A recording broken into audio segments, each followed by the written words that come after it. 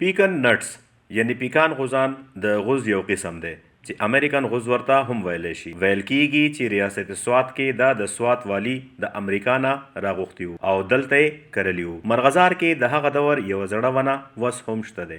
د زرعي تحقیقاتي ادارې د تحقیقکارو په تحقیق سره د دغه خاص قسم غوزانو په کر کې زیاتوالی راغلی چې ځایي اولس ترې مختلف قسم بوټي کلي په کلي نال کړي چې وس ترې ونې جوړې دي او میوه ورکوي. غټه فایده دا ده چې د قیمت چې کم دی د عام غوز نه مارکیټ کې ډېر زیات سیوا دی او مدني زمیندار ته ډېره زیاته میلاویږي. نو په دې وجه باندې زمیندار چې کم دی طرف ته مایل شو او خلکو اوس باغونه لګولي هم دي او ډېر زیات مونږ ته هر کال چې کم دی زمیندار د دې پوره سیمې نه بلکې د ملکن ډیویژن نه اخوا چې کم خیبر ایجنسیان دي د هغې نه مونږ ته هم زمیندار راځي او بوټي چې کم دی وړي او لګوي. د بلوګرام کلي محمد طاهر چې خپل د پیکانو باغ دی وایي دا د عام غوزانو په نسبت زیاته میوه ورکوي. باغ یو جي ځکه ولګو چې یو خو لکه بزنس سایډ پوینټ اف ویو ورته ته وګورې که نه نو کم د دې نه غټو ونو نه چې موږ کمې دانې وشو کوو ټیک شو هغه موږ بیا بوټي ته